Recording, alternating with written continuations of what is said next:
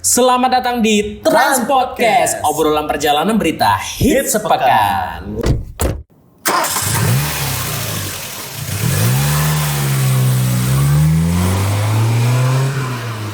Nih, ini episode perdana dari Trans Podcast, Ki. Betul, untuk pertama kalinya ya. Betul. Ini kita bakal ngobrolin berita-berita sepekan, Ki, yang lagi hits dan lagi banyak diperbincangkan banyak orang lah intinya. Oke. Nah, sebelumnya mohon maaf nih kalau ada suara-suara berisik jalanan nih, namanya juga lagi ini di jalan. Lagi di jalan, ini perjalanan. Betul. Gitu. By the way, kita lagi mau kemana nih, Van? Kita mau ke Kupang. Iya, karena daerahnya indah banget kan. Betul. Indonesia abis gitu. Tapi ngomong-ngomong, ada berita apa nih, Ki, yang menurut lu hits banget nih belakangan ini dan lagi diomongin banyak orang? Ini yang pertama itu ada kasus penganiayaan Muhammad Kece. Wah, itu lagi rame banget tuh kemarin. Oh iya, gue tahu. Gimana tuh? Jadi Irjen Napoleon Bonaparte diduga melakukan penganiayaan terhadap YouTuber sekaligus tersangka kasus penistaan agama Muhammad Kece. Oh, I see. Tuh. Tapi dari fotonya itu gue ngelihatnya kalau memang ini beneran fix, itu parah juga sih, maksudnya babak belurnya kelihatan banget ya itu di fotonya. Betul, dan nggak cuma dipukulin ternyata, kabarnya korban juga si pelaku si Muhammad Kece ini itu juga dilumurin kotoran. Wah, itu benar. Katanya gitu ya. Katanya begitu. Kita nggak tahu apakah hasilnya begitu atau enggak. Tapi yang didengar di berita-berita sih seperti itu. Iya, banyak juga disebutin tuh, katanya di berita disebutin kalau Direktur Tindak Pidana Umum atau Dirtipidum Badan Reserse Kriminal Bareskrim itu Kepolisian Negara Republik Indonesia atau Polri Brigadir Jenderal Polisi Andri Rian Jayadi menyebut kalau kotoran manusia yang digunakan untuk ngelumurin wajahnya Muhammad Kece merupakan milik Inspektur Jenderal Polisi atau Irjen Napoleon Bonaparte sendiri. Katanya segitu ya menurut berita katanya. Berita, ya. Ini kan kita baca di berita tuh. Betul. Tapi kalau bisa memang nyataan aslinya begitu emang cukup parah sih. Iya. Gitu. Ya semoga kasusnya cepat selesai lah. Betul. Ya. Kita menunggu kepastian dari kasusnya ini juga nih. Gitu. Benar. Terus Kalau ada berita apa nih, Pan? Iya. Kalau gue tuh kemarin gue baca di berita headline-nya isinya right issue oversubscribe 1,53% BRI raup dana 95,9 triliun. Wih, apa tuh? Jadi katanya nih PT Bank Rakyat Indonesia berhasil mendapatkan dana segar dari aksi korporasi penjualan saham tambahan atau right issue sebesar 95,9 triliun. Wow, gede banget. Gede banget itu. Nah, nilai tersebut itu didapatkan dari 28,2 miliar lembar saham baru yang diborong para investor. Oh, jadi langsung duit seger tuh ya, banyak banget. Banyak banget. Terus ada tambahan juga nih, katanya di berita Direktur Utama BRI Sunarso itu mengaku puas dengan aksi korporasi yang dilakukan perseroan. Dia juga bilang katanya optimis kinerjanya ke depan itu akan terus positif untuk melayani usaha mikro kecil menengah. Wah, semoga bener ya. Jadi UMKM kita bisa lebih maju. Benar. Dan kita juga kayak banyak kayak lapangan pekerjaan yang terbuka gitu dan usaha-usaha orang. Jadi kemiskinan kita juga menurun. Betul. Dan ini juga bisa mensupport orang-orang yang mungkin baru kepikiran mau buka usaha gitu. Betul. Karena selalu ada jalan ketika kita mau berusaha. Betul. Ya kan? Berusaha. Itu dia. Nah, kemarin juga gue denger ini, Pan. Soal Pemprov DKI surati Kemendikbud soal 25 sekolah jadi klaster COVID-19 saat PTM. Jadi sekolah-sekolah ini PTM itu apa? Pertemuan tatap muka. Oh iya. Jadi sekolah udah masuk tatap muka ya? Betul. Jadi beberapa sekolah, mungkin belum semua sih. Jadi ada beberapa sekolah yang sudah menerapkan pembelajaran tatap muka. Jadi udah nggak daring lagi nih. Iya. Jadi pada 24 September kemarin itu Wakil Gubernur DKI Jakarta Ahmad Riza Patria pihaknya mengaku bahwa sudah mengirimkan surat kepada Kementerian Pendidikan, Kebudayaan, Riset dan Teknologi atau Kemendikbud untuk mengklarifikasi tentang temuan 25 klaster COVID-19 di sekolah saat melaksanakan pembelajaran tatap muka terbatas. Oh, ada itu dugaan itu ya? Jadi ada dugaan akhirnya dari Pemprov DKI memberikan surat klarifikasi lah. Minta penjelasan yang lebih rinci. Betul. Gitu ya. Nah, di dalam surat tersebut pemerintah Provinsi DKI Jakarta atau Pemprov DKI Jakarta meminta agar Kemendikbud Ristek bisa memberikan penjelasan secara rinci mengenai temuan 25 klaster tersebut. Jadi memang dari awal infonya belum begitu jelas, jadi makanya Pemprov DKI memberikan surat klarifikasi. Oh, I see. Itu tanggal 24 September ya dia minta klarifikasinya gitu. Tapi Betul. berita terkininya gimana sih, lu tahu nggak? Maksudnya kayak ini beneran atau enggak gitu? Sejauh ini sih masih dikaji dengan dari Kemendikbudristeknya. Itu jadi mungkin kita menunggu kabar terbaru. Semoga tidak benar-benar terjadi. Iya, jadi iya. sekolah pembelajaran tatap muka ini sudah bisa dilaksanakan dengan baik. Benar. Terus ada hits banget tuh Ki kemarin pembahasannya kejadiannya di Tangerang tentang kasus penembakan ketua majelis taklim di Tangerang. Oh iya, gue pernah denger tuh. Iya. Jadi baru banget di tanggal 28 September lalu di Treskrimum Polda Metro Jaya itu baru berhasil menangkap terduga pelaku penembakan ketua majelis taklim yang berinisial A di Tangerang. Oke. Korban A diketahui meninggal dalam insiden tersebut tuh katanya kan ditembak kan. Terus Polda Metro Jaya juga telah berhasil meringkus 3 dari 4 tersangka kasus penembakan ketua majelis taklim berinisial A di kawasan Pinang, Tangerang pada hari Sabtu 18 September 2021.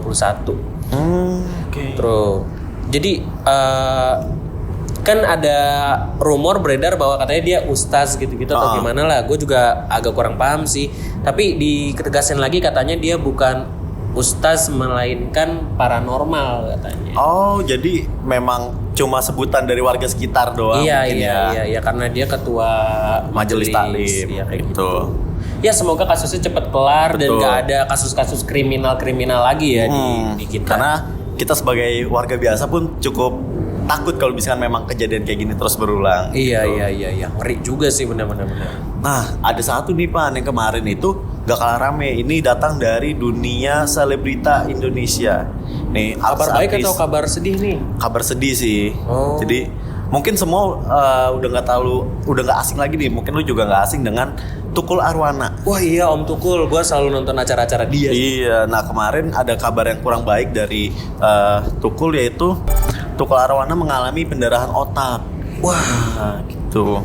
Nah, dia dikabarkan dilarikan ke rumah sakit karena mengalami pendarahan otak itu. Iya. Nah, kondisi kesehatannya ini bisa jadi bagian dari bagian tengkoraknya, tapi terjadi di luar jaringan otak, gitu. Wah.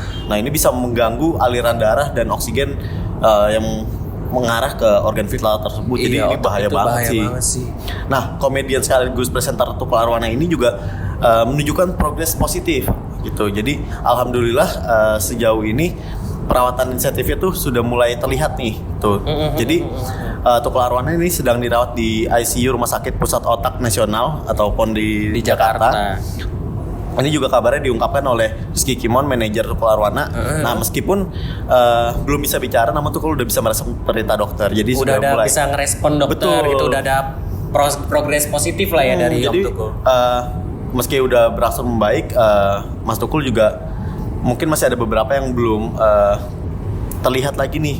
Belum bisa makan sendiri gitu ya. Belum bisa minum sendiri. Tapi udah alhamdulillah ada respon positif gitu. Oke. Ya semoga Mas Tukul Arwana cepat pulih dan bisa menghibur kita semua lagi nih. Bener banget. Karena kita selalu merindukan celotehan-celotehannya yang ada-ada aja ya. Iya, betul. Bener. Tapi kemarin yang hits banget di dunia Instagram, Facebook, dan YouTube, berita-berita semuanya adalah kemarin gue baca headline-nya. Setelah akui telah nikah siri, Rizky Bilar umumkan Lesti Kejora tengah hamil. Oh iya, gue kemarin lihat tuh di YouTube. Coba gue nggak sempet nonton sih. Gimana sih itu?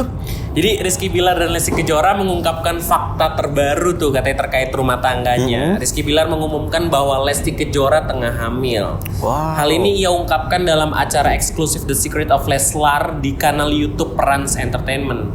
Nah, dari pengakuannya itu sempat bikin gaduh publik kan. Tapi kenapa ya publik harus kayak ya udahlah biarin aja kan, maksudnya itu ranah pribadinya mereka. Tapi ya namanya netizen. Betul. Kan kita nggak bisa, we cannot control the sea but the ship kan. Betul. Jadi kita ya udahlah, lautnya sudah begitu gitu. Ya, tapi bahkan nih saking gaduhnya ya, ada netizen bernama Mila Mahmudah Jamhari yang pernah menjadi politisi PAN. Dia melaporkan Leslar ke polisi. Loh, kenapa? Jadi dia menyinggung dan menjelaskan alasannya kenapa. Katanya Leslar dipidanakan soalnya menyinggung soal lama ancaman hukuman telah membohongi publik. Jadi kayak dianggap pembohongan publik gitu. Oh, jadi dari Pernikahan yang kemarin gitu. Gua juga agak kurang paham sih kenapa, maksudnya biarin aja gak sih kayak tapi betul. ya semua kan punya opini, semua punya benar. pendapat. Ya semoga ya tidak berbuntut panjang lah ya. Iya. Jadi semua Ini kabar bahagia loh sebenarnya. Iya kan? betul. Nah, Terus, kemarin juga gue sempat lihat nih Pan di Instagram itu Apa tentang HUT ke-76 KAI. Jadi KAI ingin memberikan pelayanan cepat dan lebih baik dengan digitalisasi. Jadi benar. kalau selama ini dia kan udah ulang tahun ke-76 ya? 76, wah ini emang long lasting banget sih, parah. Benar. Jadi melihat dengan kondisi sekarang emang KAI nggak mau ketinggalan untuk digitalisasi pelayanannya. Oh, jadi dia melakukan transformasi digital ya? Ibaratnya. Betul, jadi dia mau melakukan transformasi digital. Jadi memang menurutnya itu hal yang harus dilakukan supaya bisa memberikan layanan lebih baik nantinya. Oke. Kemarin itu gue baca, menurut Direktur Utama KAI Didi Hartantio, kini bisnis model PT KAI lebih memanfaatkan teknologi digital. Tuh.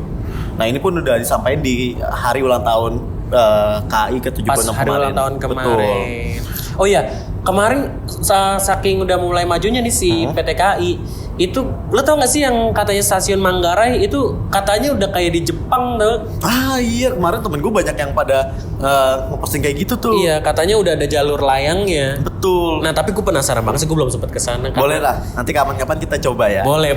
Mungkin pulang dari sini kita lihat kayak apa. Terus ada juga yang sempat rame banget nih Ki.